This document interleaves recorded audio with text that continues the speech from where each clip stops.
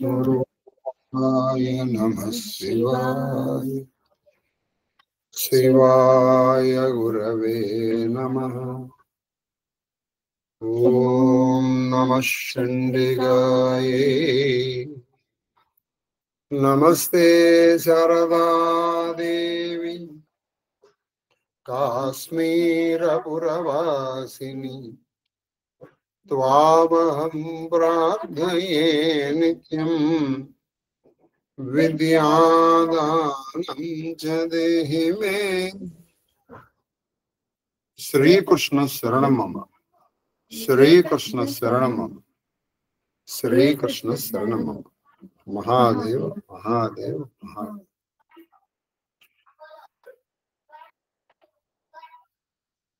ఇష్టాగోష్ఠిగా సాగుతున్నటువంటి ప్రవచన ప్రవాహ త్రిపదగామినిలో 117వ రోజు ప్రవచనం కాళహస్తీశ్వర మహత్యము ద్వితీయ ఆశ్వాసము.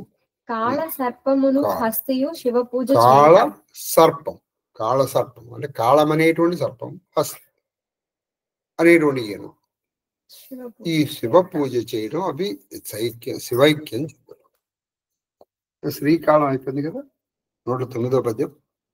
ఈ ద్వితీయ శ్వాసంలో శ్రీ కాళ హస్తి అయిపోతుంది. మూడోది కన్నప్ప, నాలుగోది నత్కీరుడు. అసలు మనం దీనికి ప్రారంభించాం.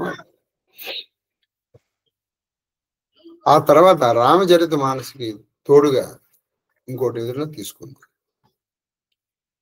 అమ్మవారికి తీసుకోమని హిమక్క సూచన, దాన్ని తప్పకుండా పాటిద్దాం. మహాదేవ్ మహాదేవ్ మహాదేవ్. అయితే అది దానికి తోడుగా మాత్రమే. అది కంప్లీట్ చేస్తాను నాకు మళ్ళీ అది కంప్లీట్ అయ్యే లోపల మళ్ళీ దానికి తోడుగా ఇంకోటి, దీనికి తోడుగా అది ఇడ్లీ తక్కువైందని సాంబారు, సాంబారు తక్కువైందని ఇడ్లీ, ఇడ్లీ తక్కువైందని సాంబారు, ఇలా అయిపోతుంది. అలాగా కాబట్టి దానికి తోడుగా ఎంతైతే అంత. ఏది అది చిన్నదా పెద్దదా తర్వాత మహాదేవ మహాదేవ మహాదేవ. శార్దూల పద్యం. ఇలా ఆ చలది పురుగు ఐక్యం చెందింది. చూసారా, భగవంతుడి దృష్టిలో అందరూ సమానమేనండి. వాళ్ళకి కులము మతము జాతి ఇవేవి ఉండవు. వాళ్ళకి కావాల్సిందల్లా శ్రద్ధ. శ్రద్ధ. యాదేవి సర్వభూతేషు శ్రద్ధారూపేణ సంస్థిత అన్నాడు, కానీ యాదేవి సర్వభూతేషు మంత్రరూపేణ సంస్థిత అన్నారా? బాగా గుర్తుపెట్టుకోండి. కాబట్టి శ్రద్ధ ఎవరికి ఉందో వాళ్ళకి మాత్రమే శ్రద్ధావాన్ లభతే జ్ఞానం. అదన్నమాట అసలైన జ్ఞానం. ఆ పరాజ్ఞానం ఏదైతే ఉందో అది శ్రద్ధావంతుడికి వస్తుంది. ఆ శ్రద్ధ ఎలా ఉంటుందంటే ఇక వాళ్ళకి భగవంతుడు తప్ప ఇక వాళ్ళ శరీరం పట్టదు. లేకపోతే అయ్యో అది మంటలు పడిపోతుంది, నేను కూడా పడిపోతే నేను కాలిపోతానని అనుకోలేదు. అది భగవంతుడికి లేని ఆలయం దగ్గర నేను ఎందుకు రావడం. అది ఇప్పుడు ఆ కాలము చేస్తుందండి. చాలా బాగుంటుంది, చాలా రసరమ్యంగా ఉంటుంది. ఇక్కడి నుంచి కథ బాగుంది. చెప్పు. శార్దూల పద్యం. శార్దూల పద్యం. త్రేతాంతమున ఒక కాల. ఎప్పటిది ఈ స్త్రీ సాలెపురుగు ఎక్కడిది? కృతయుగంలోది. కాబట్టి అది ఎప్పటిదో చూడండి. అలైన్ కృతయుగంలో. ఇప్పుడు త్రేతాంతమున, త్రేతాయుగ అంతకాలములో చేసింది ఇది. ఇది కాలం. హస్తి ద్వాపరంలో వచ్చింది, కన్నప్ప కలియుగం. అలా 4 యుగములలోనూ ఆయన రచింపబడ్డారు. త్రేతాంతమున అంటే త్రేతాయుగం అంతకాలంలో ఒక్క కాళఫణి. కాళఫణి అంటే నల్లటి నల్ల త్రాచు అని చెప్పచ్చు, లేదా కాళం అనేటువంటి ఫణి అనేటువంటి పాము. భక్తిన్ దివ్య మాణిక్యముల్ దివ్య పాతాళంబు నుంచి ఎంతో భక్తితో ఈ పాముకి కొన్ని సంవత్సరాలది నరుడి కంట పడకుండా ఉంటే దాని శిరస్సు మీద అది ఇలా థక మరిసిపోయేటువంటి మణి పుడుతుంది. ఆటోమేటిక్ వస్తుంది. దాన్ని నాగమణి అంటారు. ఆ నాగమణి మనం ఇప్పుడు మామూలులో తీసుకుంటే కోట్లు కాదు, అది సమ్ ట్రిలియన్స్ ఆఫ్ రూపీస్ కూడా దానికి సరిరాదు. అటువంటి మణులు పాతాళంలో చాలా ఉంది. అటువంటి దివ్య మణుల్ని తీసుకొచ్చి ప్రతిరోజు ఏది పాతాళం నుంచి రోజు వచ్చి బాలేందు చూడార్చనల్ ఆహా బాలేందు చూడార్చనల్ అంటే కరుణేందు అంటే బాల అని పెట్టున్నటువంటిది పూర్ణచంద్రుడిని కాదు, తదీయ చంద్రుడు. తదీయ చంద్రుడు బాలుడేగా, ఆ రేఖ ఆ తదీయ చంద్రుణ్ణి చూడామణిగా అంటే కిరీటంగా పెట్టుకున్నటువంటి వాడికి అర్చన చేస్తూ ఉండేది. ఏది ఆ మణులతో, పాతాళ నుంచి తను తీసుకొచ్చినటువంటి మణులతో. ఎప్పుడు చేసేది ఇది? ప్రాతర్వేళ, చక్కగా ప్రాతకాలంలో చేసేది. మనకి అర్చన ఎంత ముఖ్యమో సమయ పాలన కూడా అంతే ముఖ్యమని పెద్దవాళ్ళు చెప్తారు. ఏదో సమయంలో చేయడం సరే, అసలు మానేయడం కంటే something is better than nothing అనుకోండి. కానీ అది ఆ సమయంలో చేస్తే ఇంకా ఫలితం బాగా ఉంటుంది. మీకు అనేక మార్లు చెప్పినట్టు ఒక విత్తనము వర్షం వచ్చేటప్పుడు ఆ దేశము కాలము పరిస్థితి, నల్లరేగడి నెలలో నాటామనుకో అది ఆటోమేటిక్ తొందరగా వచ్చేస్తుంది. అదే నీళ్లు లేని ప్రదేశంలో ఎండాకాలంలో అప్పుడు నాటామనుకో నువ్వు దాన్ని పెంచడానికి చాలా కష్టపడాలి. ఎందుకని? దానికి ముందర నువ్వు సరైనటువంటి మట్టి తీసుకురావాలి, రోజు నీళ్ళు ఎక్కడి నుంచో వచ్చి తీసుకొచ్చి పొయ్యాలి. ఇంత కష్టపడితే పెరుగుతుంది. ఎందుకు పెరగదు? అందుకు మన క్షేత్రాలకు వెళ్తాం. క్షేత్రములు ఏంటంటే ఆల్రెడీ నల్లరేగడి నీళ్ళు చక్కగా అక్కడ ప్రదేశం పవిత్రం అయిపోయి ఉంటుంది. అది కాదు సార్, ఈ మధ్య నేను వెళ్ళాను అది ఇదే అంటే ఇప్పుడు అపవిత్ర గురించి మీరు ఆలోచించాల్సిన అవసరం లేదు. కొన్ని తరాలు కొన్ని యుగాలకు సరిపడే పవిత్రత అక్కడ ఏర్పడింది. దాన్ని అపవిత్రం చేయగలిగిన వాడు ఎవ్వడు లేడు. అపవిత్రం చేసిన వాడు పోతాడు తప్పితే దానికి ఏం కాదు. అగిరిని అపవిత్రం చేద్దాం అనుకున్నాడు ఒకడు, వాడు ఏం చేస్తాడు చెప్పండి? వాడు పోతాడు తప్పితే దానికి ఏమన్నా అవుతుంది?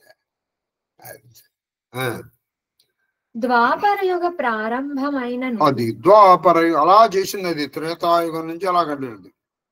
ద్వాపరయుగం ప్రారంభంలో ఈ హస్తి వచ్చింది. దానికి కూడా బుద్ధి పుట్టింది.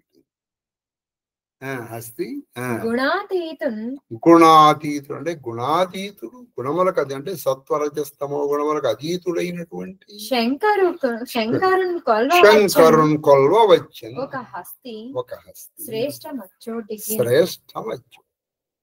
ఒక హస్తి ద్వాపరయుగ ప్రారంభంలో ఈ శంకరుణ్ణి గుణాతీతుడైనటువంటి ఆయన హస్తి శ్రేష్టము అంటే ఏనుగుల్లో శ్రేష్టమైనటువంటిది ఈ శంకరుణ్ణి కొలవడానికి వచ్చింది. ఎప్పుడు ఇది? ద్వాపరయుగం ప్రారంభం అంటే చాలా సంవత్సరాలు ఈ కాలము చేసినటువంటి పూజలు నిర్విఘ్నంగా కొనసాగినాయి. అయ్యా రోజు వచ్చేది, ఆ మణి పెట్టేది, ఆ మణి చేసేది, మళ్ళీ ఆ మర్నాడు ఆ మణి తీసుకుపోయి ఎవరో ఇది దివప్రసాదంగా ఎవరికన్నా ఇచ్చేదో మరి ఏం చేసేదో మరి మనకి తెలియదు. శివప్రసాదంగా మళ్ళీ కొత్త మణి తీసుకొచ్చి పెట్టేది, అలా చేస్తూ వెళ్ళింది రోజు ప్రాతకాలం. ద్వాపర యుగ ప్రారంభంలో ఒక హస్తి శ్రేష్టము దాన్ని ఈ శంకరుణ్ణి కొలవడానికి వచ్చి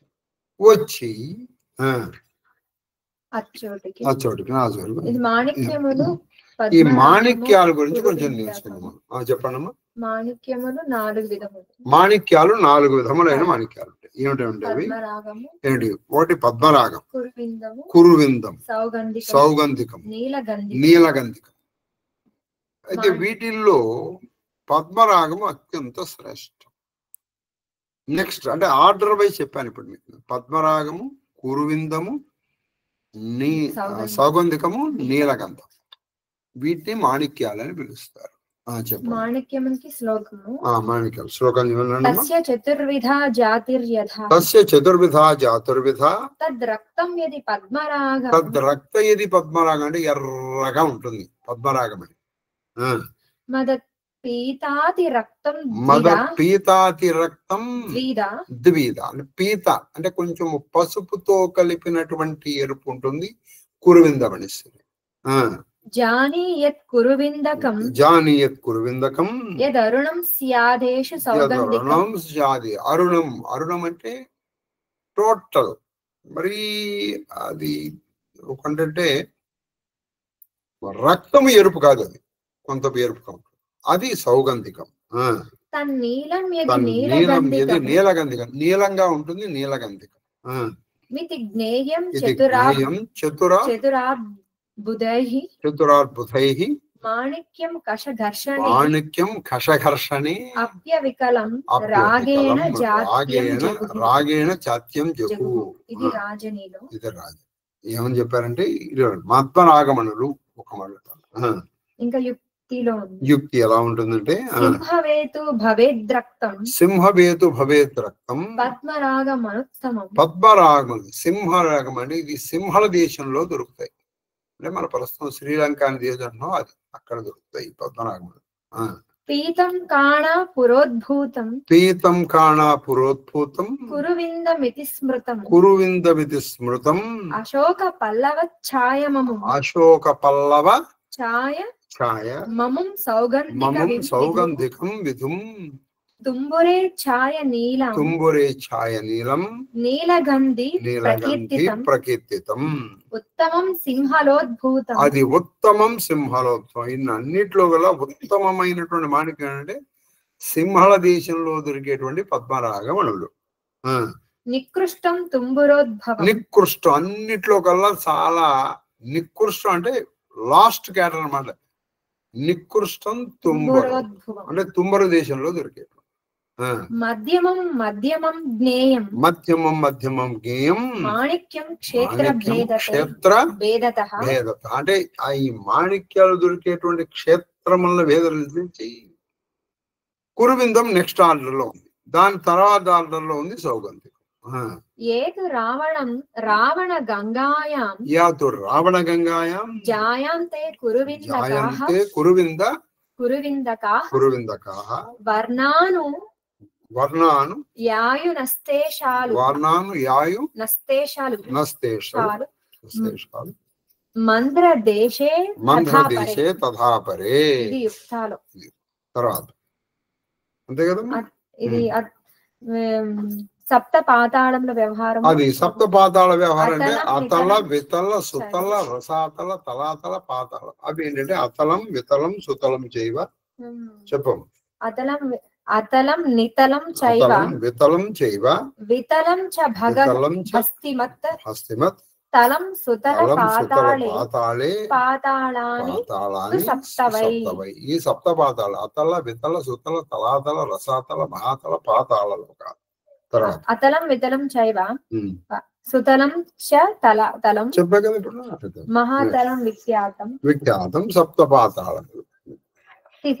ఇప్పుడు ఇంకోటి ఒక్కొక్క శీసపద్యం నేర్చుకుని 111 దగ్గర ఆపేద్దాం వాడు. సరే వచ్చి అది ఆ హస్తి శ్రేష్టం వచ్చి కేతకీ నది వారి లోపల దూగి. కేతకీ నది వారి లోపల దూగి. కేతకీ నది ఆ మొగలేరు అంటే ఆ సువర్ణముఖి నదిలో దూగి చక్కగా స్నానం చేసి కానలు కొలపులు కలయ అది కానలు కొలపులు కలయ తిరిగి అక్కడ ఉన్నటువంటి అడవులు కొలపులు అంటే అక్కడ ఉన్నటువంటి చెరువులు ఆ తర్వాత చెట్లు ఎక్కడ ఉంటాయి, కానలు అడవులు. అంటే మరి కానల్లో ఈ పద్మములు కలువలు అవన్నీ నీళ్లలో కలయ తిరిగి బాగా తిరిగి అచ్చం పువ్వులన్నీ కోసుకొచ్చి మారేడు పద్మము ఇవన్నీ కోసుకొచ్చి మాలూర శాఖలు నాళిక అది మాలూర శాఖలు నాళిక కల్హార కుముద పుష్పంబులు కోసం తెచ్చి అవి ఏమేమి తీసుకొచ్చింది. మాలూరు అంటే మాలూరు శాఖలు అంటే బాగా ఇవేం చేసింది, మారేడు కొమ్మలు తీసుకొచ్చేసి అనంతో ఇలా వెరగొట్టి అవతల వారేసింది. కాలూరు శాఖలు నాళిక అంటే ఈ పద్మ శాఖలు నాళిక కల్హార కల్హారము, అది కూడా ఒక పద్మం, సౌగంధిక పద్మం. కోసి కుముదములు, కుముద అంటే కలువలు, అవన్నీ కోసి తెచ్చి పని సమర్పించిన మనులెల్లా ప్రోత్రోజ్. అది వచ్చేటప్పటికి రాళ్ళు ఉన్నాయి.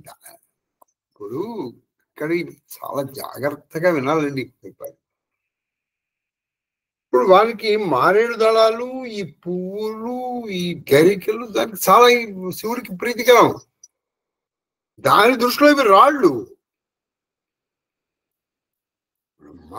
పర్పం దృష్టిలో అవి మణులు, కానీ ఆవిడ దృష్టిలో రాళ్ళు. ఇప్పుడు నీ దగ్గర ఒక శివలింగం ఉందండి, ఆ శివలింగం మీద అక్కడ ఒక రాయి తెచ్చానుకో, నువ్వేమంటావు? అయ్యో రాయి పెట్టాడండి అంట. అది మణి అని తెలిసినటువంటి వాడికి అది మణి అని తెలుస్తుంది. సర్పం దృష్టిలో ఇది చెత్త. అది అక్కడ డిఫరెన్స్ ఆఫ్ ఒపీనియన్ అన్నమాట. మనం కూడా అక్కడే దెబ్బపడినంటాను. ఇప్పుడు మనకి ఏది బాగా విలువైందో యోగులకు అది చెత్త. ఇప్పుడు మనం ఏదో కాగితాలు పెట్టుకుంటాం, అది యోగులుగా చెత్త. అది సోదరు వారే, యోగులకు ఏది కావాలో అది మనకి చెత్త. కాబట్టి ఇక్కడ దాన్ని ప్రోత్రోచి, శివలింగం మీద ఈ రాళ్ళు పెట్టారు ఎవరు? అందుకని ఆ పోత్రోచి అన్నాడు. కొంచెం చిరాకుతో తోచి సోదరు వారి ఆ రాళ్ళని కింద పారేసి తొండానల గ్రోలిన తోయములను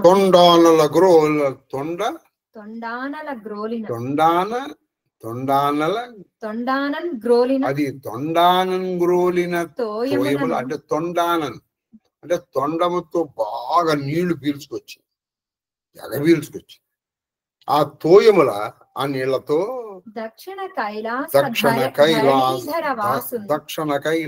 ధరణీధర వాసు సద్భక్తితోడ మజ్జనము చేసి, మజ్జనము అంటే అభిషేకం. చాలా మంది మజ్జనం అంటే స్నానం అంటారు, స్నానం కాదు, అభిషేకమే కరెక్ట్. దక్షిణ కైలాస ధరణీధరుడు, దక్షిణ కైలాస పర్వతములకు అధీశ్వరుడైనటువంటి ఆ మహేశ్వరుని మజ్జనము చేసి, అభిషేకం చేసి, ఇది తొండముతో తెచ్చిన నీళ్ళతో పూజలు నరించి చక్కగా మారేడు దళాలతో, కలువలతో పూజ చేసి, కల్హారములతో పూజ చేసి, ఆ శివుడికి ఇష్టమైనటువంటి కొన్ని తుమ్మి పూలతో పూజ చేసి, ఇలా ఆయనకి ఇష్టమైన అన్ని పూలతోనూ పూజ చేసి, పూజలు నరించి ఏనుగు పోవుట చేసేది వెళ్ళిపోయింది. ఏనుగు పోవుటను భవుని దర్శింప మరునాడు ఆ భవుడు ఆ మహాదేవుణ్ణి దర్శించడానికి ఆ మరునాడు పాపరేడు అంటే పాము, పాపరేడు అంటే పాములకు రాజు అయినటువంటి ఆ పాపరేడు నిజ పణాగ్ర సమగ్ర మాణిక్య దీప్తి తపనునకు తోడు అంటే ఉషకాలమున ప్రాతకాలంలో వచ్చింది. ఈ పైన పెట్టుకుని కొన్ని మణులు తీసుకొని వస్తుంది. అది ఎలా ఉందంటే సూర్యుడికి తోడుగా ఉన్నట్టుంది. అంటే సూర్య కాంతులు వెలదిల్లుతోంది ఆ పద్మనాగమణులు. సూర్యుడికి సహాయంగా వచ్చినాయా అన్నట్టుగా ఉన్నాయి. ఆ పద్మరాగమణుల కాంతి ప్రభలు నలుదిశలా వెదజల్లుతూ ఆ పాపరేడు వచ్చి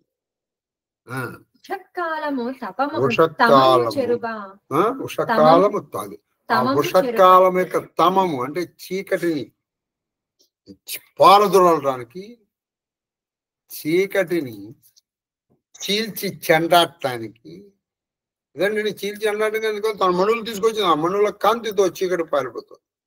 అప్పుడే ఉషకాలం సూర్యుడు కూడా వస్తున్నాడు. సూర్యుడికి సహాయంగా వచ్చినట్టుగా అది వచ్చింది. అది ఎవరు? మన పాము వచ్చి ఇక్కడ మారేడు చెట్టు బిల్వ శాండిల్య అంటే ఇదండి మారేడు. బిల్వ శాండిల్య శైలూషం అంటే మాలూర శ్రీఫలం అంటే బిలం అమర. శాండిల్య అంటే శాండిల్య గోత్రికులు చాలా అదృష్టవంతులండి. శాండిల్య అంటే ఇది. తర్వాత ఆఖరి పద్యం 111 పద్యం. 1 1 1. డగ్గరి ఆ శివాలింగం దగ్గరికి వచ్చింది ఆ పని. డగ్గరి ఎవడో కటకట అయ్యో కటకట అంటే అయ్యయ్యో ఏదో అపచారం జరిగింది అనుకోండి, మనం అయ్యయ్యో అయ్యో అయ్యో అయ్యో అయ్యో అన్నట్టు బాధపడింది. కటకట. శివలింగము మీది రత్నముల్ గగ్గుల కాట కలిపి. అది గగ్గుల కాట. గగ్గుల కాట అంటే ఏంటంటే, ఇప్పుడు బియ్యం దంచుతారు కదా, దంచిన తర్వాత వస్తుంది పొల్లు. పొల్లు అంటే అది గడ్డి. పొల్లును దంచిన బియ్యం అంటే బియ్యం వచ్చేసింది. అది ఏంటంటే ఊక అంటారు. ఊక. ఇక ఊక దంపుడు అంటారు. అందులో నువ్వు ఎంత దంచినా అందులో నీ బియ్యం రాదు. దాన్ని గగ్గులు అంటారు. గగ్గుల కాట కలిపి అంటే గగ్గుల్లో కలిపించాడు అంటే నీటి పాలు చేశాడు, గంగపాలు చేశాడు. అదే శివరంధము ఇది రత్నములు గగ్గుల కాట కలిపి అంటే నాశనం చేసేసాడు అయ్యా ఎవడో. అయ్యో ఇప్పుడు మీరు చక్కగా అలంకరించారు, ఎవడో వచ్చి ట్రిటర్ చేసి అనుకోండి, అయ్యో అనుకోరు మీరు. గగ్గుల అంటే వృధా చేసేసి దాన్ని, నా పూజని. ములుకంపలు తీవలు పెట్టి, అది ములుకంపలు తీవలు పెట్టి. ఏమిట్రా ఇవి? ఆ ముళ్ళ కంపలు పెట్టాడు శివుడి మీద. కొన్ని ఏవో తీగలు తీసుకొచ్చి పెట్టాడు అక్కడ. దానికి మారేడు దళాలు ముళ్ళ కంపలు. చూడండి, ఏనుకివి రాళ్ళు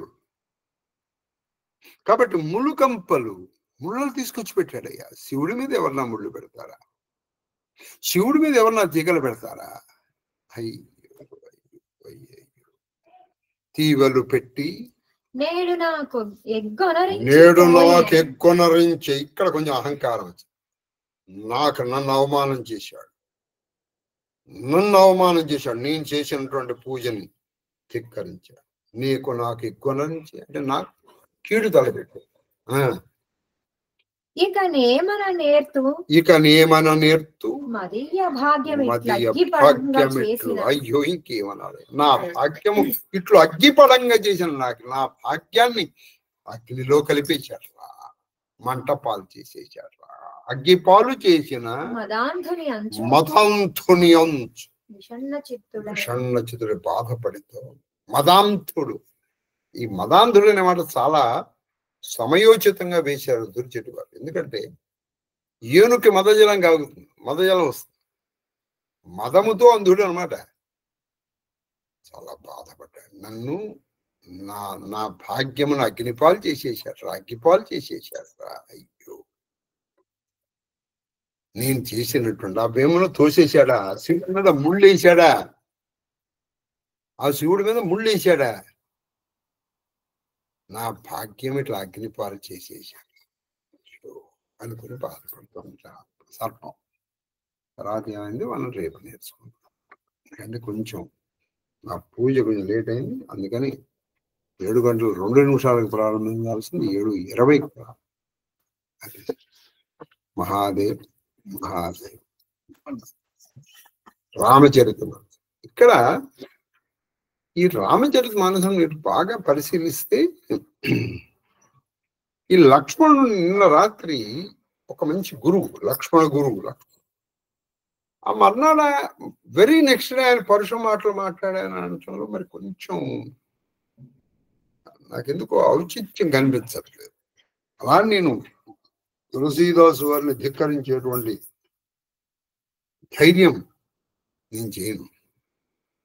ఎందుకంటే ఆయన అంత పరుష మాటలు మాట్లాడగలిగితే నిన్న నిషాదుడితోనే మాట్లాడచ్చు కూడా. లేదు కుటుంబ వ్యవహారాల్లో వీడెందుకు అని ఉండవచ్చు.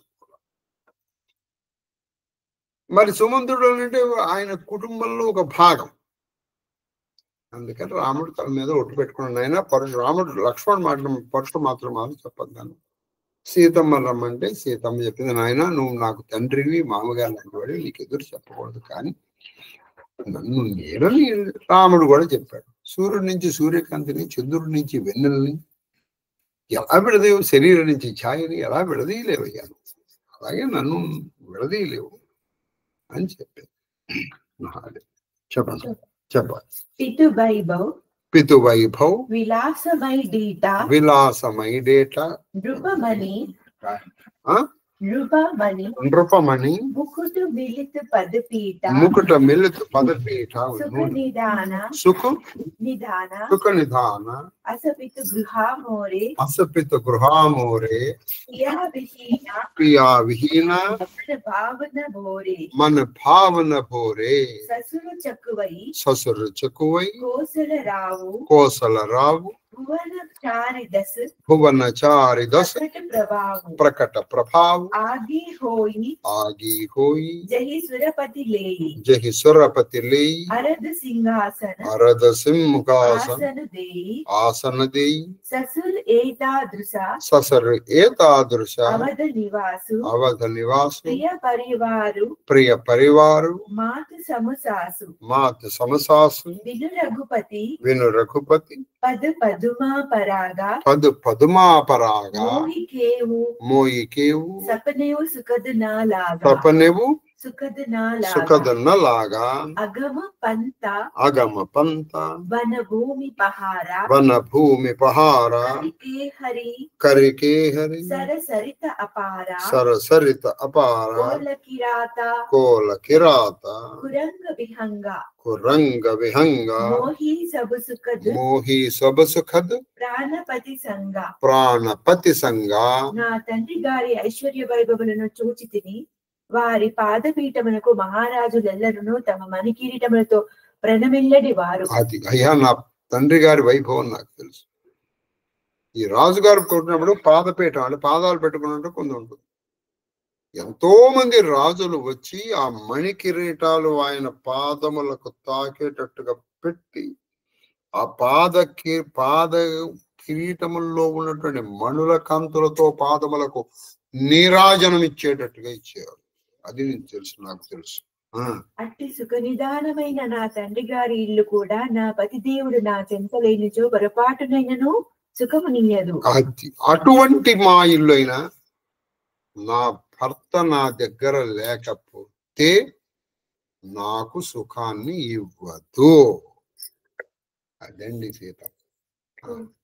నాకు అటువంటిది కూడా నాకు సుఖాన్ని ఇవ్వదు.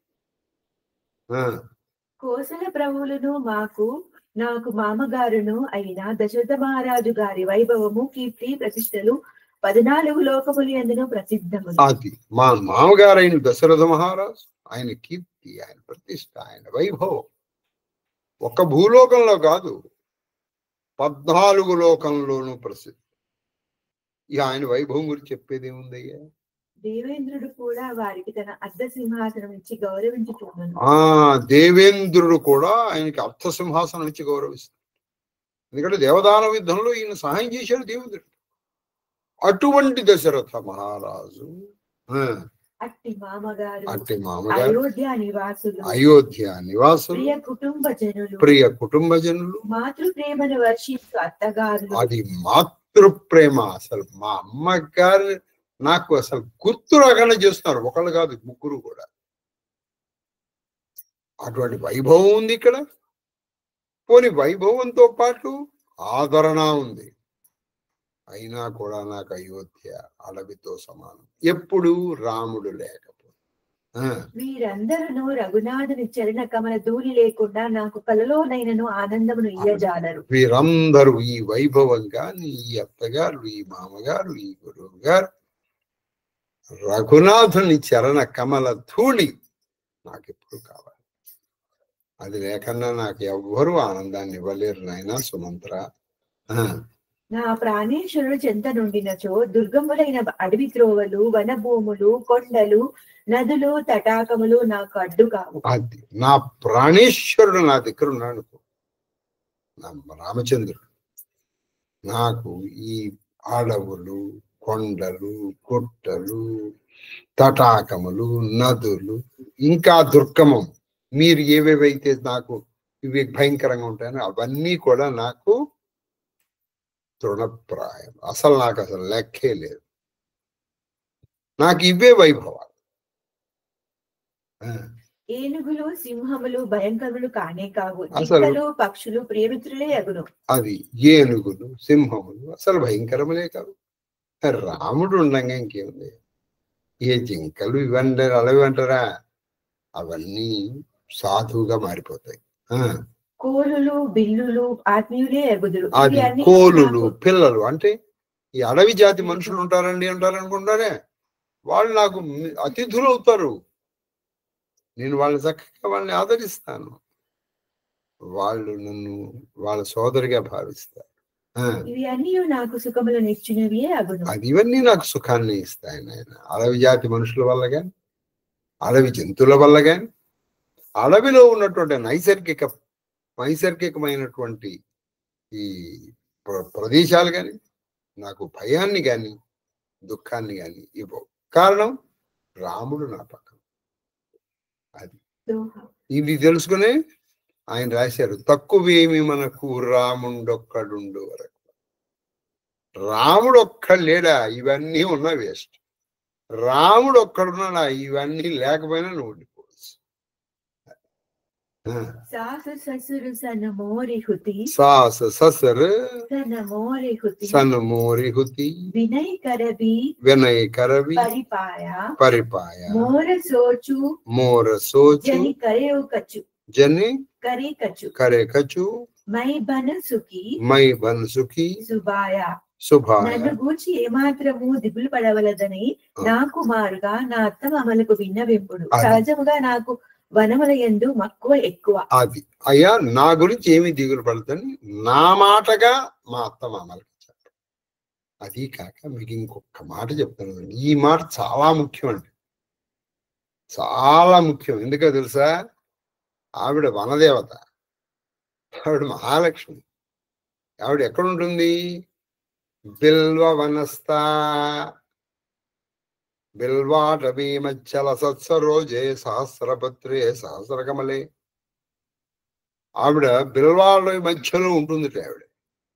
అందుకే ఆవిడ చెప్పింది, నాకు వనములంటే ఇష్టం అయ్యా అంది. నాకు వనములంటే ఇష్టం నాయన, సహజంగా. ప్రాణనాథ ప్రియ దేవర సాత భీర దురీన ధరే ధను బాధ నహి మగుశ్రము భ్రమ దుఃఖ మనుమోరే మోహి లగి సోచు కరేవు జను బోరే సుని సుమంత్రు సియ శీతల బాణి భయవు వికల జను ఫణి మణి హాని నయన సూజు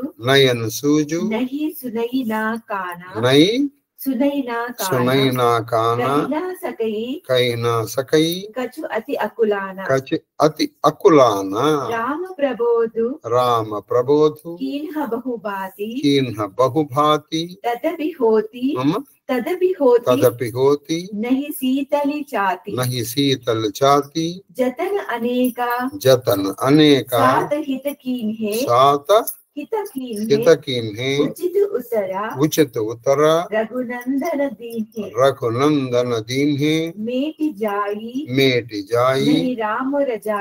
నహి రామ రజాయి కఠిన కరమగతి కచన బసాయి రామ లఖన సియా పద సిరునాయి ఫిరయు బనిక జిమి మూర గవాయి.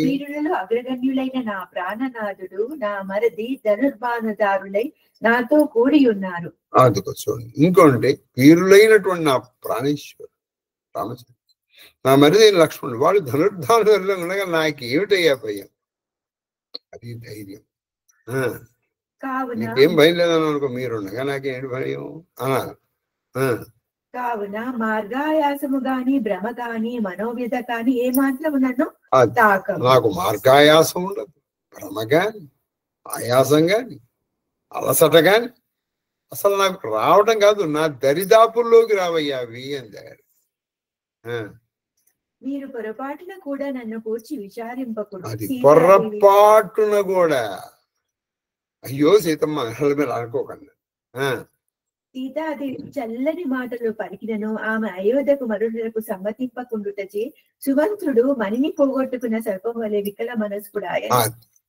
సీతాదేవి చల్లని మాటలు బాగానే ఉన్నాయి, కానీ ఆవిడ అయోధ్యకు రాపోయేప్పటికి మణిని పోగొట్టుకున్న సర్పంలాగా అయిపోయాడు. మణిని పోగొట్టుకున్న సర్పంలాగా అయిపోయాడు. ఆ స్థితిలో ఆయన కన్నులు కనలేకుండెను, చెవులు వినలేకుండెను. అంటే కళ్ళు తెరిచే ఉంది కానీ ఏం కనపట్లేదు, చెవులు ఏమి వినపట్లేదు. అంటే మనస్సు అన్యాక్రాంతం అయిపోయింది. మిక్కిలి పరితాపం వలన ఆయన నోట మాట రాకుండా, మిక్కిలి పరితాపంతో ఆయన నోట మాట రావట్లే అసలు. శ్రీరాముడు ఆయన ఎంతగానో ఓదార్చును కానీ ఆయన మనసు ఊరటి చెందలేదు. శ్రీరాముడు ఆయన ఓదార్చాడు, ఏం కంగారు పడకనైనా మీరు రాముడి అని చెప్పాడు. కానీ ఆయన ఓదార్చాడు, కానీ ఆయన ఓదార్పుకి ఇది కాదు. అది మంత్రి శ్రీరాముని మరల్చుటకు మికిలి ప్రయత్నించను, కానీ అందులకు సమ్మతింపక రఘురాముడు ఆయనను తగురీతిగా సముదాయించను. అది మంత్రి పాపం చాలా సంబంధించారు. ఈయన ఆయన ప్రేమ అండి, ప్రేమ.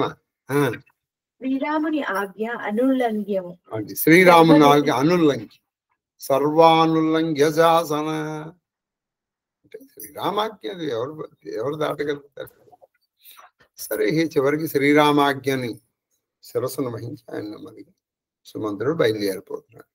కర్మగతి అనివార్యము, కర్మగతి అనివార్యం, అది ఎవరి స్వాధీనంలో ఉండదు. అంతే, ఎవరి కర్మ వాళ్ళదేనండి, అంతే.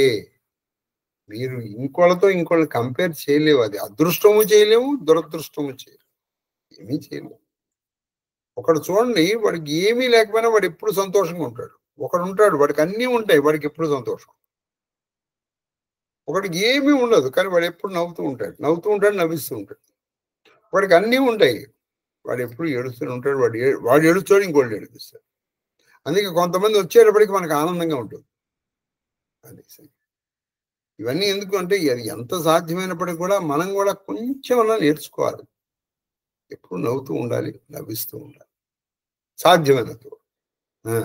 సుమంత్రుడు శ్రీ సీతారామ లక్ష్మణులకు శిరసా ప్రణమిల్లి మూలధనముతో పాటు సర్వము కోల్పోయిన వ్యాపారి వలె వెనుకకు మరలేదు.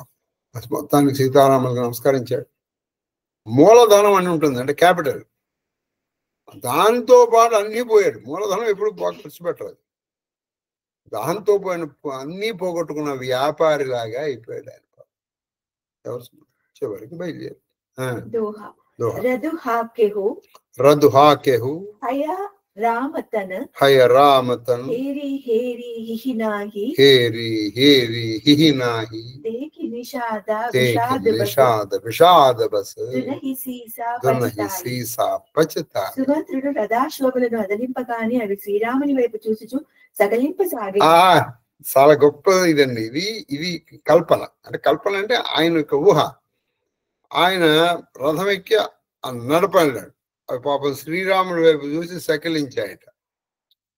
అయ్యో రామా, వెళ్ళిపోతున్నావయ్యా, ఈ సుమంత్రుడు మమ్మల్ని తీసుకుపోతున్నాడు అయ్యా. ఈ దృశ్యములు కాంచి నిషాదులెల్లరును విషాదములు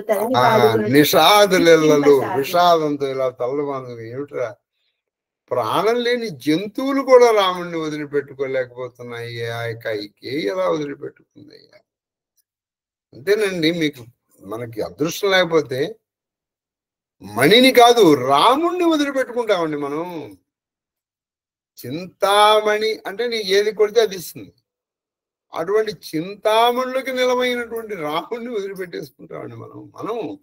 ఇప్పుడు ఏదో కైకేయి గురించి దుఃఖపడకండి.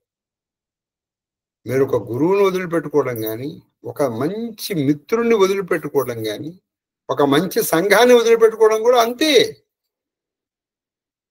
ఎందుకంటే ఇప్పుడు ఇక్కడ ఉన్నాం అనుకో, ఎప్పుడు ఏదో జపం, తపం, పూజ, పునస్కారం, మంచి చెడు అవన్నీ జరుగుతుంది.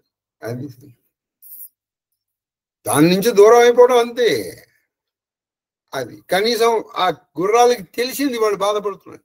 వీళ్ళకి అది కూడా తెలియట్లే. మహాదేవ్ నావికుని అనుగ్రహించుట, నావపై గంగను దాటుట. అదుగో నావికుని అనుగ్రహించి ఆ నావిక మీద గంగను దాటుతున్నాడు. ఇది రామాయణంలో లేదు కానీ ఈ రామచరిత మానసులో ఉంది. అయ్యా గంగను దాటించమంటాడు. నావికుడు రాగాగంటాడు. ఏంటయ్యా అంటే నీ కాళ్ళు కడుగుతాను, ముందర నీ కాళ్ళకి దుమ్ము ఉండకూడదు. నేను దుమ్ముంటే ఏముంది, ఈ దుమ్ముంటే ఏం జరుగుతుండే నాకు తెలుసా, నువ్వు ఆ కాలు దుమ్ము సోకేపడి కదా రాయి ఆడదైపోయింది. ఇప్పుడు నాకు కాస్త ఏదో ఆడదో లేకపోతే ఏనుగో లేకపోతే ఏ గంధర్వుడో రావదో అయిపోయాడు అనుకో, రేపటి నుంచి నాకు ఆహారం ఏంటయ్యా, కుదరదు, నిన్ను కాళ్ళు కడుగుతాను అంటే ఆయన అసలుగా అంటే ఏంటంటే ఈయన కాళ్ళు కడగాలి. ఈ ఘట్టం ఇది ఈ తులసీదాస్ గారి ఊహ, కల్పన అంటే మళ్ళీ మీరు ఏదో క్రియేషన్ కూడా చెప్పండి, అది సంగతి. అందుకే మన తెలుగులో కూడా సంపూర్ణ రామాయణం సినిమా అందరూ వేశారు. నీ కాలి దుమ్ము సోకి రాయి ఆడది అయినాదంట, నా నావ మీద కాలు పెడితే ఏమవుతాదో తంట, దయచేసి ఒక్కసారి కాళ్ళు గడగమని ఏమంట, ముమ్మూర్తులా నువ్వు నారాయణమూర్తి వంట అని పాట ఉంది. ఇందులోంచి తీసుకున్నది ఆ ఘట్టం, ఆ భావం. కానీ రామాయణంలో మనకి కల్పించదు. కానీ మంచి కల్పన మనం ఎవరిదైతే కొంచెం ఊహించుకోవచ్చు. మరి రామాయణాన్ని యాజ్ ఇట్ ఈస్ గా రాస్తే రామచరిత మానస్కి రామాయణకి తేడా ఏముంటుంది కదా. అప్పుడు అదేం జరుగుతుందంటే హిందీ ట్రాన్స్లేషన్ అవుతుంది. వాల్మీకి రామాయణం హిందీ ట్రాన్స్లేషన్ లేదా అవధి భాష ట్రాన్స్లేషన్ అవుతుంది. కానీ it is not a translation, అదొక సెపరేట్ కావ్యం. ఇప్పుడు రామచరిత మానస అనేది అదొక సెపరేట్ కావ్యం. కథ మెయిన్ కథ అదే, కానీ కొంత మార్పులు వచ్చేది. మీకు చెప్పాను కదా, లక్ష్మణుడి కొడుకు గురించి కూడా చెప్పాను, కౌశల్య గురించి కూడా చెప్పాను. ఎక్కడ ఉంటే అక్కడ చెప్తూనే వస్తున్నాను, సాధ్యం వరకు చెప్తున్నానే అని అనుకుంటున్నాను నేను. మరి అది నా భావన నిజం రామచంద్రుడికే తెలియాలి. చెప్పండి. जासु वियोग विकल पशु ऐसे प्रजा मातु पितु जिये कैसे बरबसु राम सुमंत्र पटाये सुरसरि तीरा आप तब आये मागी नावा ना केवट आना कहे तुम्हारा परमय जाना चरण कमल रज अदगो कहु सब कहाई मानुष करनी मोर कछु आही चुवत सिला पै नारी सुहाई पाहनते ना काट कठिनाई तरिनव मुनि गरिनी होई जाई पाट परई मोरी नाव उड़ाई यही प्रतिपालव सब परिवार नहीं जानव कछु और कबारू जो प्रभु पारा अवसी गा चहु मोही पदु पदुमा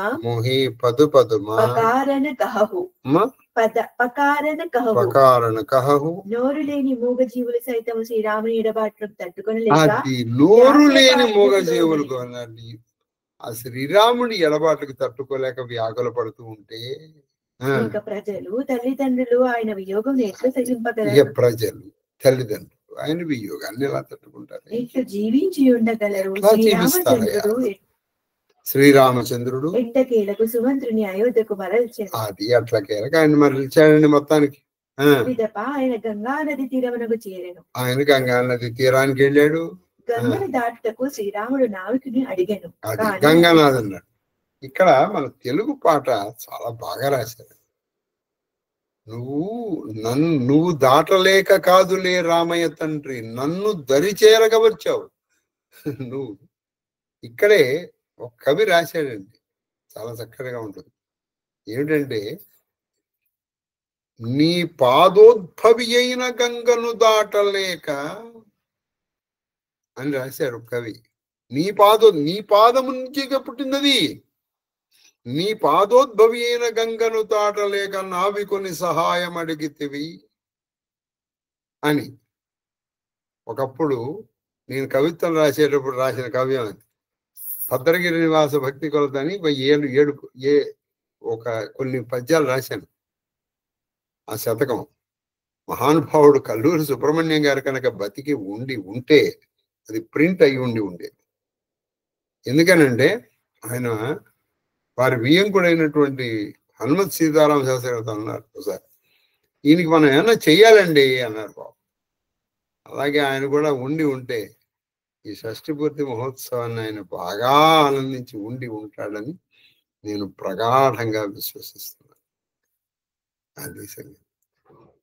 నేను పద్యాలు చెప్తే సాధుతాడు. అది నేను రాసిన పద్యమే, అది రామకృష్ణ కవి రాసిన పద్యమే.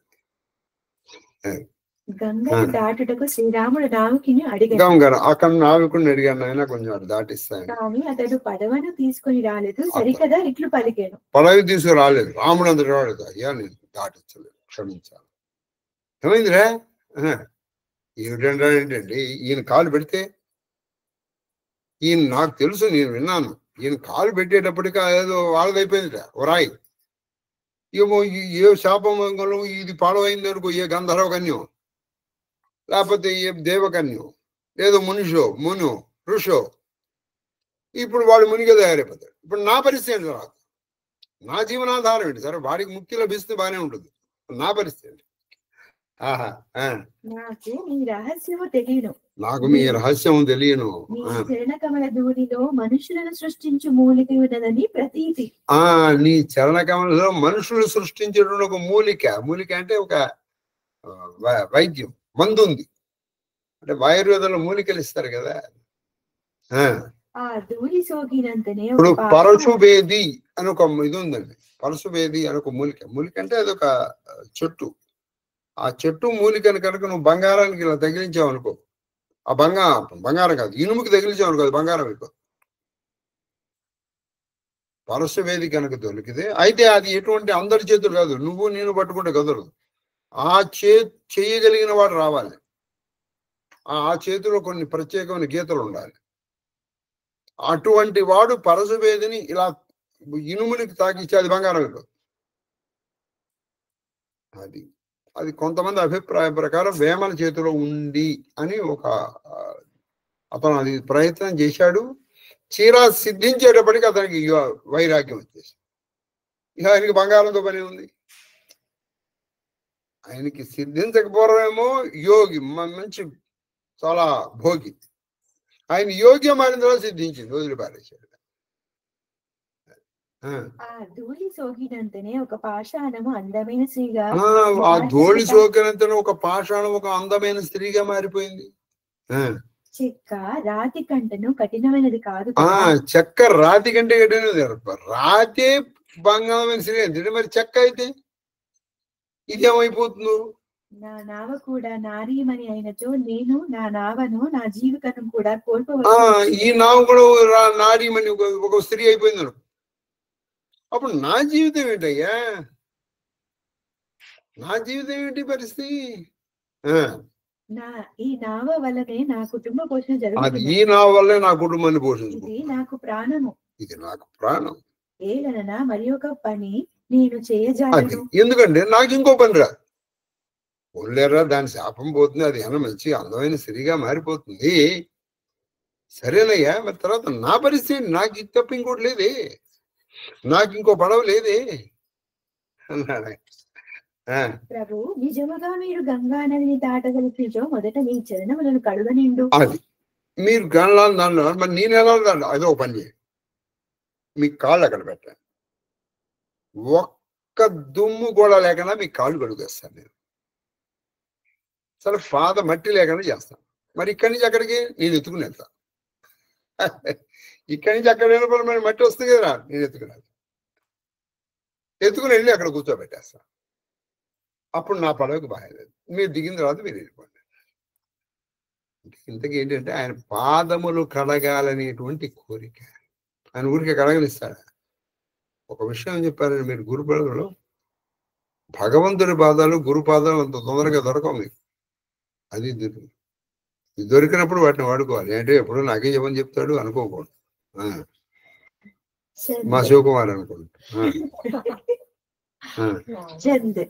పద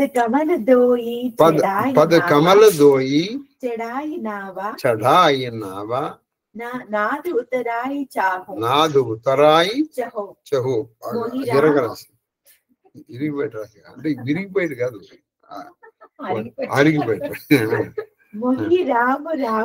మొహి రాము రావురి ఆన దశరథ సపద సహ సబ్ సాచి కహౌ భరతీరా మారహు లఖను బై జబులగి నా పాయ పకారెహు तब लगिना तुलसीदास नाद पार उतराई. ఓ ప్రభు, మీ చరణ కమలములు కడిగిన తర్వాతనే మిమ్మల్ని నావన ఎక్కించెదను. అది మీ చరణ కమలములు కడిగి అందులో దుమ్ము ధూళి ఏది లేదు అని నేను నిర్ణయించుకున్న తర్వాతే మిమ్మల్ని నాన్న ఎక్కిస్తా. నాకు సుంకము అక్కరలేదు. నాకు డబ్బులు అక్కర్లా, నాకు ఎక్కర్లేదు. మీ మీద దశరథ రాజు పైన ప్రమాణం చేసి నిజం పలుకుచున్నాను. అది మీ మీద ఒట్టు, మీ నాన్నగారి మీద ఒట్టు. నాకు డబ్బులు అక్క, నాకు నా పొలము దక్కితే చాలు. లక్ష్మణుడు తన బాణములతో నన్ను కొట్టినను కొట్టనిమ్ము. రాముడు అంతటి వాళ్ళు పొలం అడిగితే అడగడా అని వెంటనే లక్ష్మణుడు బాణం తీసి కొట్టాను, కొట్టని నా ప్రాణం పోతే పోతుంది. లక్ష్మణుడు కొట్టినా నేను పట్టించుకో, మీరు తిట్టినా పట్టించుకో, కానీ మీ పాదములు కరిగిన తర్వాత మిమ్మల్ని ఎక్కనిస్తాను. ఓ తులసీదాస ప్రభు కృపాలు, మీ కాలు కడుగునంత వరకు మేము నదిని దాటింపను. అది ఓ తులసీదాస ప్రభు అంటే తులసీదాస్ యొక్క దేవుడా, మీ కాళ్ళు కడిగే వరకు నేను ఎక్కించుకోను. ఇది ఖాయం. సుని కేవటకే బైన ప్రేమ లపేటే అటుపటే బిహసే కరుణాయన చితై జానకి లఖన తను పడవవాని మాటలు నర్మగర్భితములు. ఆ పడవవాని మాటలు నర్మగర్భితములు అంటే దాంట్లో అసలు అర్థం వేరు. ఆయన పాదములు కడగాలని ఆశ. నాన్న నీ కానీ పాదములు కడుగుతాను, ఆయన కడగనిస్తాడా? అది సంగతి. శ్రీరాముడు ఆ మాటల ఆంతర్యమును గ్రహించి జానకీదేవి వైపును లక్ష్మణి వైపు చూసి, అది ఆయన అంతరం గమనించి ఆయన జానకి వైపు లక్ష్మణుడి వైపు చూసి నవ్వాడు ఆయన. ఇదే పదాన్ని తీసుకొని ఇందాక నేను చెప్పిన కవే ఒక మాట అంటాడు, ఏమయ్యా ఒక పని చెయ్యి, ఆ అడవిలో ఎందుకు అలా కష్టపడి నడుస్తావు? నా హృదయ కమలం అనేటువంటి పాదుకలు ధరించి అడవిలో నడవయ్యా, అప్పుడు నీకు ముళ్ళు గాని గుళ్ళు గాని కూర్చుకోవు. ఆయన కృతజ్ఞత కాదు, ఇటువంటి వాడు తీసుకున్నవాడు రాసింది. ఎప్పుడు నా భద్రగిరి శరతంగా ఒక్కొక్కటి వినిపిస్తాను, వినండి. అప్పట్లో బాగానే కొంతమంది బాగానే మెచ్చుకున్నారు. అది ఏదేమైనప్పటికీ మొన్న షష్ఠపూర్తి సందర్భంగా మా స్టూడెంట్స్ అందరూ వచ్చి ఒక గంటన్నర ఉండేటప్పటికీ నేను నా 32 ఏళ్ల జీవితం అంతా ఒక్కసారి అలా తిరిగిందండి. कृपा सिंधु बोले मुस्काई सोई कर जही तब नाव न जाई बेगी आनु जलपाय पकारू होत बिलंबु उतारही पारू जासु नामा सुमिरत एक बार उतरही नरा भव सिंधु अपारा सोई कृपालु కేవటహి నిహోరా. అది అందరినీ దరి చేర్చు మహారాజువే, అద్దరినీ చేర్చమని అడుగుతుందావే. నువ్వు దాటలేక కాదులే రామచంద్ర నన్ను దరి చేతకు వచ్చావు, నన్ను దయ చూడకు వచ్చావు. ఎందుకంటే అందరినీ భవసాగరం నుంచే దాటించేటువంటి నువ్వు ఈ గంగానది దాటలేవా? పైగా ఈ గంగానది ఎక్కడిది? నీ పాదాల దగ్గర. ఇప్పుడు నీ పాదాల దగ్గర నుంచి ఎదురు చిన్నది ఉంది, అది నువ్వు దాటలేవు. అంతా వాళ్ళని దయ చూడటానికి ఒక మిష. జహి జగు కియా పగవు ते तोरा पदनक निरकी देवसरि हर्षि सुनि प्रभु वचन मोह मत करषि केवट राम रजाय सपावा पानी कटवता परिले आवा अति आनंद उमकी अनुराग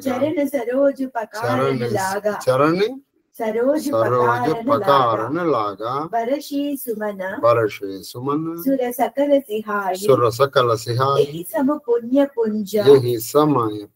पुंज कोव नाही దయాళువైన శ్రీరాముడు చిరునవ్వులకు పడవవారితో ఇట్లను, సోదరా నీ నావను రక్షించు చర్యనే చెయ్యుము. అది సరే, నీ రక్షించాలనుకుంటున్నావుగా, సరే అదే పని చేసుకో, సరే కాళ్ళు కడుక్కో అన్నాడు ఆయన. త్వరగా నీళ్లు తెచ్చి కాళ్ళు కడుగోము, ఆలస్యం అగుచున్నది, మనము నదిని దాటింపుము. త్వరగా నీళ్లు తెచ్చి కడుగు, సరే మాకు ఆలస్యం అవుతుంది, మేము అటు వెళ్ళాలి, ఇంకా కాళ్ళు కడుగు అన్నాడు. చూడండి ఆ శ్రీరాముడు ఎలా సంబంధించాడు తెలుసా? సోదరా. అది శ్రీరాముడి ప్రేమ. మనము మన వాళ్ళ దగ్గర పనిచేసే వాళ్ళ దగ్గర కూడా అండి మనం చక్కగా ప్రేమగా ఉండాలండి. అంతే తప్పితే ఏమే చాయ్ వాళ్ళు తిట్టామనుకో, వాళ్ళు కూడా ఇంకా అలాగే పనిచేస్తారు. సోదరా అన్నాడు శ్రీరామచంద్రుడు. మనం అనలేము. శ్రీరాముని యొక్క నామస్మరణ మాత్రమే మనుజుడు అపార భవసాగరము. శ్రీరాముని నామస్మరణ మాత్రమే అతి కష్టమైనటువంటి దుర్లభమైనటువంటి భవసాగరాన్ని దాటగలుగుతున్నప్పుడు ఆయన వామనావతారమున ఆయన వామనావతారంలో మూడు పాదములతో 2 పాదాలతో మొత్తం కలిపేశాడు. 3వ పాదానికి లేవు. మొదటి పాదము 2వ పాదం. మొదటి పాదంతో భూమి అంతా, 2వ పాదం అంతా ఆకాశం, 3వ పాదం ఏదన్నాడు అయిపోయింది. అటువంటి వాడు గంగానదిని దాటలేడా? అట్టు కృపాలువైన శ్రీరామచంద్రుడు గంగానదిని దాటుటకు ఒక పడవాన్ని ప్రార్థించుచున్నాడు. అది అటువంటి శ్రీరామచంద్రుడు గంగానదిని దాటడానికి ఒక పడవాన్ని ప్రార్థన చేస్తున్నాడు. సోదరా ఎంత దిగిపోయాడు చూడండి. ప్రభువు మాటలు విని ఆ విష్ణుమూర్తి ఈ నావికుని ప్రార్థించుచున్నది అని గంగ తలంచెను. అది ప్రభు మాటలు వింది. విష్ణుమూర్తి ఏమిటి, ఈయన పాదాల దగ్గర నేను పుట్టడం ఏమిటి, ఆయన నన్ను దాటడానికి ఈవిడు అనాగరికుడు, తర్వాత నిరక్షర కుక్షి అంటే నిరక్షరాస్యుడు, ఆయన ఒక ప్రాంతం ఈయన విష్ణుమూర్తినా అనుకుంది గంగ కూడా. వెంటనే ఆమె మనసు ప్రభు కృప వైపునకు ఆకర్షితమైంది. ఆయన ప్రభు మనసు, రాముడు ఎంత దయాడు. చివరికి ఒక పడవ వాడిని కూడా దయ చూస్తున్నాడు. బలి చక్రవర్తి యొక్క తలపై మోపిన పాదమునే కడుగుమని ఒక నావికుని తాతనిపై తన కృపను ప్రసరింపచేయుటకు అడుగుచున్నాడు.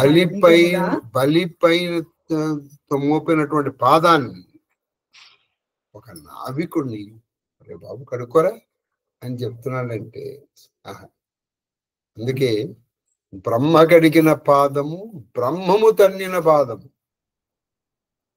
బలితల మోపిన పాదము అన్నమే రాస్తారు. నిజముగా ప్రభు ఎంత దయాళువు. ఆలోచించుచు గంగా శ్రీరామ పాద నకములను చూచి అవి తన పుట్టుక స్థానములని గుర్తించి ఎంతయో పొంగిపోయింది. అలా ఆలోచిస్తూ అలా పొంగిపోతూ ఆయన కాలి వేళ్ల గోళ్ళు కనిపించింది. గంగానదికి తన పుట్టిల్లు గుర్తొచ్చింది. ఎవరికైనా వాళ్ళ పుట్టిల్లు తలుచుకుంటే ఎందుకు ఆనందం కలగదండి? నా పుట్టిల్లు కదూ, ఇక్కడే నేను పుట్టాను కదూ, ఎన్నాళ్ళకి నా పుట్టిల్లు చూశాను నేను అనుకుంది గంగ. పుట్టిల్లు తలుచుకుంటేనే ఆనందం కలుగుతుంది కదా, అటువంటిది పుట్టిల్లు కనబడితే ఇంకా ఆనందం కలిగింది అనుకుంది.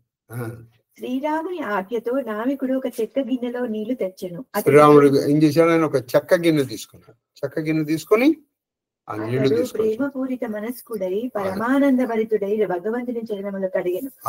ప్రేమానంద భరితుడై ఆయన భగవంతుడి యొక్క పాదములు కడిగాడు చక్కగా. దేవతలు వీరుల జల్లులు కురిపించుతూ ఈయనతో సరితూగల పుణ్యపురుషుడు లేడు అని ఆయన ఎవరు? ఈయనతో అంటే ఇక్కడ నావికుడితో సరైన పుణ్యపురుషుడు లేడయ్యా. భగవంతుడి పాదాలని స్వయంగా గడుగుతున్నాడయ్యా అని దేవతలు ఆ నావికుడి మీద పుష్పవృష్టి కురిపించారు. నిన్న చూడండి, మనం కాళహస్తి ధర్మచరం దేవతలు, ఋషులు, మునులు, యోగులు ఎందుకు రామా తపస్సు ఇన్నాళ్ళ మట్టి చేస్తున్నాం, అదిగో ఆ శాలిపురుగు మోక్షం పొందేదో చూడు అని వాళ్ళని వాళ్ళు నిరసించుకున్నారు, చీకొట్టుకున్నారు. కాబట్టి ఇవన్నిటికీ భగవంతుడిని చేరడానికి మీ శివార్చన గాని, వేదము గాని, లేకపోతే యోగము గాని, తపస్సు గాని ఏదీ కాదండి కారణం. శ్రద్ధ శ్రద్ధ శ్రద్ధ, అనన్యమైన భక్తియే కారణం. అది पदपकारी जलपान करी आप सहित परिवार पितन पारु करि प्रभु ही पुनि मुदित गयवु लई पारा శ్రీరామచంద్రుని చరణముల కడిగి నావికుడు ఆ పాదతీర్థమును తన పరివారముతో కూడి స్వీకరించాడు. గురు పాదోదకం పావనం శుభం. మీరు గారుడి చరిత్ర వినండి. ఆ పాదములు కడిగిన తీర్థాన్ని ఆయన కుటుంబం మొత్తం ఏం చేశారు? చల్లుకుంటున్నారని కూడా తాగేశారు. చుక్క మిగలకుండా తాగేశారు. మళ్ళీ దొరుకుతుందంటారు, అది సమస్య లేదు. అది తాగే ఏది ఆయన కుటుంబం. తత్పుణ్య ప్రభావమున వారి పితరులు భవసాగరమును దాటి. గుర్తుపెట్టుకోండి, ఇది అసలు ఈ ప్రభావంతో సరే వీడేమైపోయాడు ఎందుకని చాలా తర్వాత ఆలోచిద్దాం. వీడి పితరులు వచ్చేస్తుంది. ఆ పితరుల ప్రభావంతో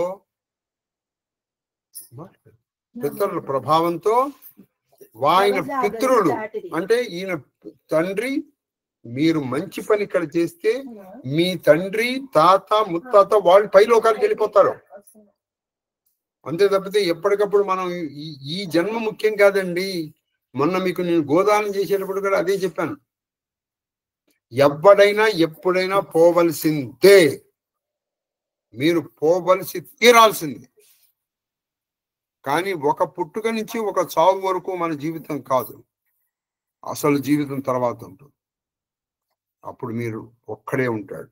ఇప్పుడంటే కనీసం ఓదార్చడానికో, మనతో పాటు బాధపడటానికో, ఏడవడానికో, సంతోషించడానికో ఇంకోటి ఉంటాడు. అది కాబట్టి వాళ్ళ పితృదేవతలు సరించారటండి. ఈ మాత్రం నాకు చాలా సంతోషంగా. మహాదేవ శ్రీరామచంద్ర నమస్కారం. పిమ్మట ఆనందోత్సాహములతో ఆ పడవవాడు సీతారామ లక్ష్మణులు గంగా నదిని దాటించారు.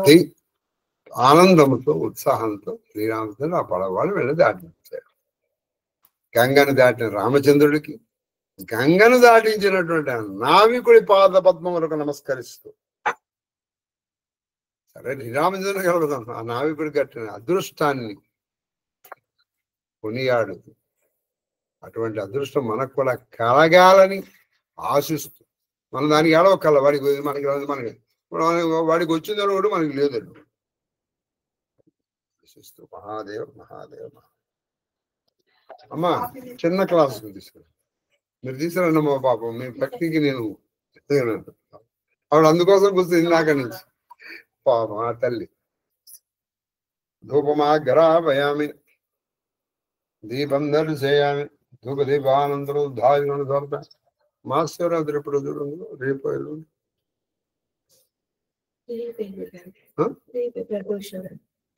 చూడు నేను చూసేసాను ఆల్రెడీ. గురు ప్రదోషం అన్నారు ఈసారి. గురువారము గురు ప్రదోషం వచ్చిందని చూడమ్మా. మహాశివరాత్రి ధూపమాగ్రాపయామి దీపం దర్శయామి ధూపదీపానంతరం నైవేద్యం ఓం భూర్భువః స్వః. త్రయోదశి ఎన్ని రోజులు ఉంది? సర్వజనులు సత్యం దర్శనం అమృతము సమృతము ఓం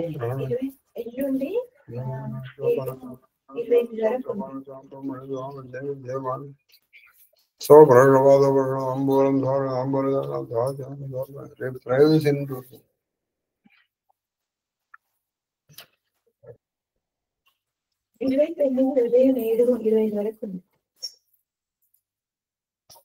రేపు త్రయోదశి ఎన్ని రోజులు? రేపు 29. 28 గురువారము త్రయోదశి, 29 త్రయోదశి 7:25 వరకు ఉదయం. అయితే మహాశివరాత్రి ఎల్లుండి. ఓం శ్రీ గురుభ్యో నమః. రామాయ రామభద్రాయ రామచంద్రాయ వేదసే రఘునాథాయ నాథాయ సీతాయ పతయే నమః. మృత్యుంజయాయ రుద్రాయ నీలకంఠాయ శంభవే అమృతేశాయ సర్వాయ మహాదేవాయ తే నమః. ఆనందమంగళకర్పూర నీరాజన దీపందరయామి రాజనానందనం రాజమన్యం సమర్పయామి. నమస్కారోమి పదే హర హర మహాదేవ. ఆది గృహస్థ శేఖరుడవైన నిను పవతావనకులా వేదన చే నిజ తపక్కుతుపవేళ గనుగొనగల్గే బ్రహ్మ విద్యోదన భిక్షణ దుర్దయంబనడి పత్రమునందు పెట్టవే. ఆదరమొప్పగ పునరయాజిత వృత్తి సుఖింద్ర చామరం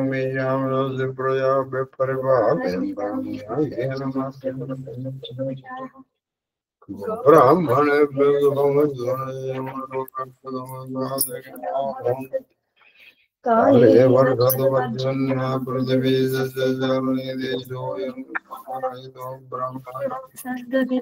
అపుత్ర పుత్రులు సంతు పుత్రులు సంతు పౌత్రుణ ధన సదనంతు జీవేమ మాం సహ కుటుంబం దశ పరివారం ప్రశాంతు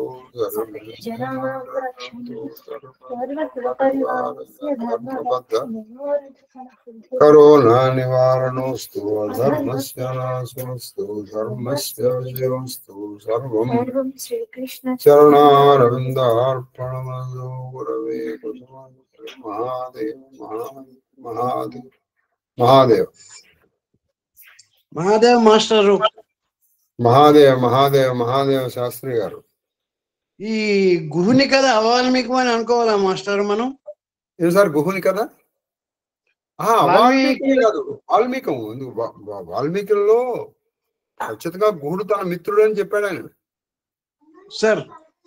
ఖచ్చితంగా వాల్మీకి రామాయణంలో గుహుడు ఉన్నాడు.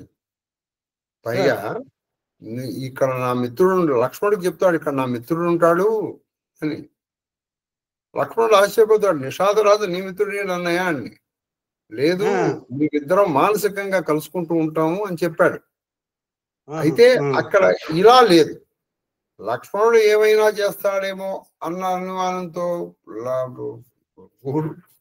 గుడేమైనా చేస్తాడు లక్ష్మణుడు ఉన్నారు. కానీ ఈ లక్ష్మణుడికి నిషాదుడికి మాత్రం పెద్ద మాటలు జరిగట్లేదు. లక్ష్మణుడి యొక్క ఈ నీతి బోధ లేదు అక్కడ. ఆ గుహుడే దాటించాడు అని కూడా ఉంది. అవాల్మీకం కాదు సార్, ఖచ్చితంగా ఉంది ఉంది. ఇంకొక విషయం సార్ చెప్పండి. ఇంకొక విషయం చెప్పండి. మీరు భద్రగిరి శతకం కంప్లీట్ చేయండి, దాన్ని ముద్రించే బాధ్యత శివపార్వరం నేను తీసుకుంటాను సవినయంగా మనవి చేసుకుంటున్నాను మాస్టర్. మహాదేవ సార్ ఇంకొక అది పూర్తి చేయబడి కొన్ని సంవత్సరాలు అయింది. అయిపోయింది, ఎప్పుడో అయిపోయింది.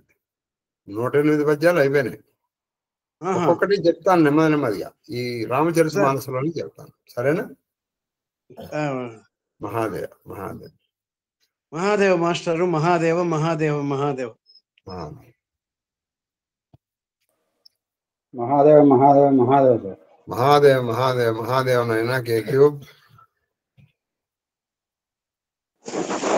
మహాదేవ గురువు గారు, మీ పాద పద్మములకు నా శిరస్సు వంచి శతకోటి నమస్కారాలు. అమ్మగారి పాద పద్మములకు నా శిరస్సు వంచి శతకోటి నమస్కారాలు. మహాదేవ మహాదేవ మహాదేవ మహాదేవ మహాదేవ మహాదేవ కన్నప్ప. మహాదేవ గురుగారు. మహాదేవ మహాదేవ మహాదేవ మహాదేవ మహాదేవ. చంద్రుని పొడమి కోరు నీరాకరంబు బోలెన్న పాండురంగ మహత్యంలో చెప్తారు ఒక చోట. ఏంటంటే ఆ పౌర్ణమి నాడు ఎందుకయ్యా సముద్రుడు అలా పొంగిపోతాడంటే ఆ చంద్రుడిని చూసేటప్పటికి సముద్రుడు పొంగుతాడు. కారణం ఏంటంటే కొడుకు వచ్చాడు, ఆ కొడుకును చూసేటప్పటికి సముద్రుడు పొంగుతాడట. అలా ఇవాళ వచ్చిన ఈ ఘట్టము ఒక టీకాకారుడి భావన ఎక్కడో వినడం జరిగింది. అయితే ఆ భావన ఎట్లా ఉంటుందంటే, ఈ నావికుడు పూర్వజన్మలో విష్ణుమూర్తి ఎక్కడైతే ఉన్నాడో సముద్రంలో ఆదిశేషు పైన శయనిస్తూ, అమ్మవారు ఆయన పాదాల దగ్గర ఆ పాదాలు ఒత్తుతూ ఆ చుట్టుపక్కల తిరిగే ఒక తాబేల్ట. ఓహో మహాదేవ. అది ఆయన చూసి ఆయన సేవలు చేసుకోవాలని తాపత్రయపడుతూ ఉండేదిట. పాపము ఎప్పుడైనా ఒకసారి అవకాశం చాలా కష్టపడి పైకి ఎక్కి నెమ్మదిగా దగ్గరికి వచ్చేసరికి అమ్మవారు నువ్వెంత నీ బతికెంత పో అని చెప్పి నెట్టేసేవారట. మహాదేవ్ అయ్యో అని చెప్పి మెల్లిగా తలవైపు వచ్చేది. పైకి ఎక్కి కష్టపడి వచ్చేసరికి శేషు పడగతోటి బుస కొట్టేవాట. మహాదేవ్ గాలికి ఎగిరి ఎక్కడో పడేదిట. ఇట్లా భావన ఎట్లా చేశారంటే ఆయన దానికి ఆ భావన చేయగా విష్ణుమూర్తి కోసము ఇవాళ ఈ అవకాశం ఇచ్చాట పరమాత్మ. ఆయన వచ్చేసరికి ఈ నావికుడు కాలు మీద కాలేసుకుని ఈయన వస్తున్నాడని తెలుసు. కాలు మీద కాలేసుకుని చాలా టీవీగా కూర్చున్నట్ట. ఎందుకు పూర్వజన్మ వాసన అనమాట, అప్పుడు రానివ్వలేదని. అయితే రాముల వారి దగ్గరికి వచ్చారు.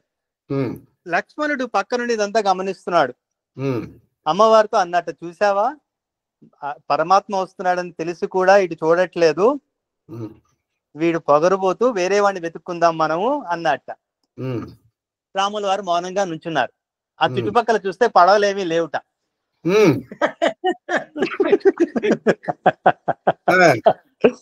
ఇప్పుడు తప్పదు ఇంకా. లక్ష్మణుడు అమ్మవారు మౌనంగా అలా చూస్తూ ఉన్నారు, పళ్ళు కొరుకుతూ. నావికుడు ఇట్లా తలకాయ ఆయన వైపు తిప్పకుండా రెండో వైపు తిప్పి, మీకు నేను తప్పితే ఎవరు దిక్కులేదు, నాకు తెలుసు ఆ విషయం, మీరు నన్ను కొంచెం బతిమాలితే తీసుకెళ్తా అన్నట్ట. సరే రాముల వారు లక్ష్మణుడి వైపు చూసి కొంచెం బతిమాలి అన్నట్ట. అన్నయ్య వాడిని నేనేంటి బతిమాలేది, నేను బతిమాలను అన్నయ్య అన్నట్ట. అమ్మవారి వైపు చూసి అమ్మవారిని అన్నట్ట రాముడు, నువ్వేనా కొంచెం సీత బతిమాలంటే, ఆ నావికు నేనేంటి బతిమాలేదు, వచ్చిందేమో మీరు, మీకు అసలు ఎవరైనా సరే సేవ చేయడానికి సిద్ధపడి ఉంటారు, అతను ఇట్లా చేస్తున్నాడు, ఇది నాకు నచ్చలేదు అందిట. రాముల వారే, మేము కొంచెం వెళ్ళాలి అటువైపు, గంగ దాటిస్తావా అని అడిగారట. రండి స్వామి అని చెప్పి కూర్చోబెట్టుకుని వెళ్ళాట. చక్కగా పాటలు పాడుతూ తీరుబడిగా నెమ్మదిగా నడుపుతున్నట్ట. లక్ష్మణుడికి ఏమో చాలా కోపం వచ్చేస్తోంది. ఇది అన్నయ్య అన్నయ్య చూడు, వీడు కావాలని నెమ్మదిగా పోనిస్తున్నాడు, వేగంగా వెళ్ళిపోవచ్చు అన్నట్ట. రాముల వారు నవ్వుతూ అలా చిరుమందహాసంతో చూస్తున్నట్ట. గట్టు జరిగ్గా వచ్చేస్తోంది అనంగా పడవని తిప్పేసేట మళ్ళీ వాడు. గట్టు వస్తోంది అనంగా పడవని వెనక్కి తిప్పేసేట వాడు. లక్ష్మణుడు సర్రమని లేచాట.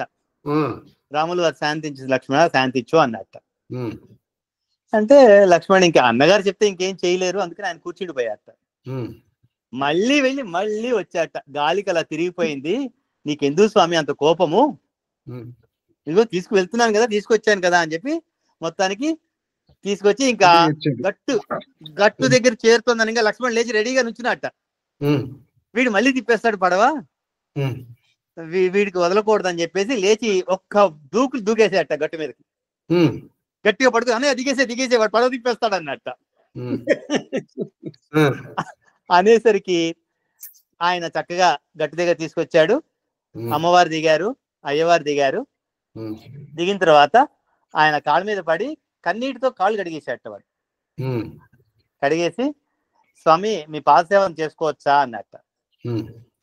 అంటే తప్పకుండా నాయన, నువ్వు తప్పకుండా చేసుకో అంటే తన కుటుంబం మొత్తాన్ని పిలిచి, అంటే అక్కడ ఆ టీకాకారుడి యొక్క ఉద్దేశం ఏమిటి అంటే ఆ పరమాత్మ ఆ భక్తుడిని ఎలా గుర్తించాడు, వాడి కోరికని ఎలా తీర్చాడు, తప్పకుండా తీరుస్తాడు అని చెప్పడం అక్కడ ఆ టీకాకారుడి యొక్క ఉద్దేశం. అది ఏ జన్మలో అయినా సరే ఆ కోరిక, పటిష్టమైన కోరిక ఉంటే అది తీరుతుంది, ఇంకా దానిలో ఎటువంటి సంశయం లేదని చెప్పడం అతని ఉద్దేశం. అతను ఒక కోరిక కోరుకోమన్నట్ట రాముల వారు. స్వామి నీ మీద భక్తితోటి నేను ఇదంతా చేశాను తప్పితే నాకు ఏమీ కోరికలు లేవు, నువ్వు నా పడవ ఎక్కావు, పరమాత్మ నా పడవ ఎక్కింది, అది ఇంకెవరికైనా కోరికలు ఉంటాయా, నాకేమీ కోరిక లేదు స్వామి అన్నట్ట. లేదు నాకు నీకు ఎందుకైనా కోరిక ఎట్లయినా సరే నీకు ఒక వరం ఇవ్వాలనిపిస్తుంది, కోరుకో అన్నట్ట రాముల వారు. అంటే స్వామి వచ్చేటప్పుడు కూడా నువ్వు మళ్ళీ నా పడవనే ఎక్కాలి అన్నట్టు. అంటే తప్పకుండా ఎక్కుతాను అని చెప్పాడు రాముడు. అది అతని భావన అక్కడ పూర్తి చేశాడు. అట్లా అంటే రామాయణంలో భక్తులు అని చెప్పి ఈయనని టాప్ లో పెడతారు. ఈయన శబరి ఇట్లా ఈయనని టాప్ లో. మహాదేవ్ మహాదేవ్ మహాదేవ్. ఇలా ఆఫ్ చేస్తాము.